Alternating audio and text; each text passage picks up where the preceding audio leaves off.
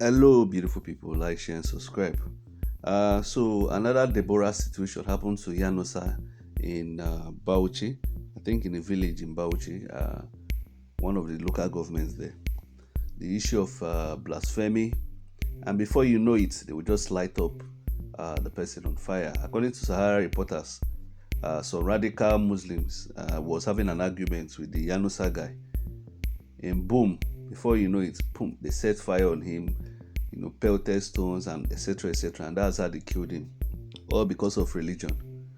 Now, the funny thing is that all the contestants contesting in the election, both the president, none of them will be able to, to speak against it. I don't know why.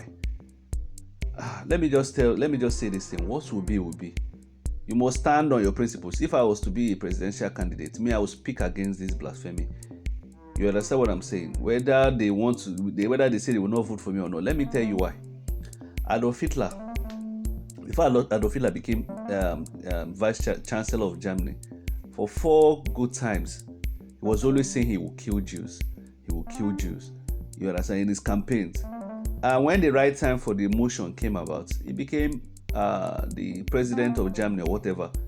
So, despite his radical approach or preachings, you must stand firm on your principles. That's what I'm saying. Even as a Christian or a Muslim and you don't support this blasphemy, you must stand firm whether they will vote for you or not. It's standing on principles. You understand? Now, they are even saying that the Nigerian police has not made an arrest for 48 hours. They are just issuing statement that people must be careful and everything. First of all, let me even say this.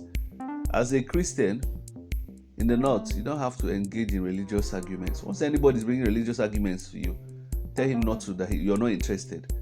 The second time, once he brings up that topic to you, stop talking to that person because that person is dangerous. I have a friend that had a similar situation. You understand? This time happened in southern Nigeria, where a Muslim will always bring up religious arguments. You understand? A Muslim will always bring up religious arguments. And the guy was almost threatened. Do you understand? So, what I would just say is that people should avoid any form of argument, religion. Once anybody don't talk to that person again. Leave that person. Cut off from that person. By the way, what is even constitutes that somebody said a blasphemy? Anybody can accuse anybody. You understand? It might be to their own knowledge. I've always said it that we must ban jungle justice. We must ban it. Federal government must ban anybody that knows, whether it's for religious coloration. If that's what I will be stating, I will blanket everything. Whether it's for religion, you don't have the right to take another person's life. For me, death sentence doesn't make sense. The person you're telling to kill somebody, you don't know that his life will also be affected. Go and ask the police that always does this firing squad or military. Ask them how their life is. Are you not seeing how military people behave? Like people that their life is disorganized. So their life didn't great. I was reading in Pakistan. They all brought a tourist and set him on fire. Now with the way northern Nigeria is being, how can that place grow? It can never grow. It will remain stagnant forever and ever. That's why I always maintain that Nigeria must go regional or even divide. After regional, we can decide to divide, because if we lump us together, we cannot grow. Now, when somebody is reading the news from outside Nigeria, they will think it's the whole Nigeria, the whole thing is affecting. He doesn't know it's one section. Me now, I can't go to northern Nigeria. Me as a person, I feel like north is the most beautiful zone in Nigeria in terms of landscape. I can't say I want to go and live there. Maybe if I want to travel, I must travel with a lot of. I know it's safe. I know it's not like every time this thing happens, but you can be a victim of this year violence. Any small thing violence there. It's a violent culture. They use religion to cover it up, and it's supported by their emirs. I was reading the comments, some comments on social media. Some people are saying that's why they don't pity for northerners when Boko Haram attacked them. You can't be doing this mob justice and expect people to have sympathy for you. For me, the country, look at this guy now that killed Deborah today. They have not caught him. And you want justice. Look at Bello. Committed fraud. and it's not. So how will the country move forward? A country where there's no law, everybody just like, God, Africa.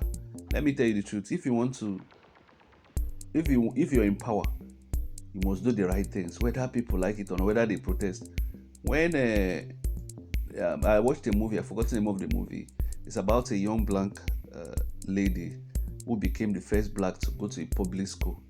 All the whites were protesting. The American government said no, we must allow blacks to start going to school. I've forgotten. I think it was President Lyndon of America at that time. They had to bring in federal agents to protect the girl and their family all throughout till the girl graduated.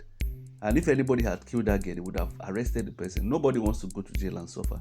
So these are just some of the criminalities going on in the country. You understand what I'm saying? Now, a lot of Muslims, even educated ones, support this blasphemy by killing. They celebrate it. People should avoid religious argument. That's my own take. Within the country, there should be proper education. We must ban this jungle justice. You even go to the south, you see some southerners celebrating killing of people because they stole phones and a lot of madness. Let me know your thoughts. I just dropped my own opinion.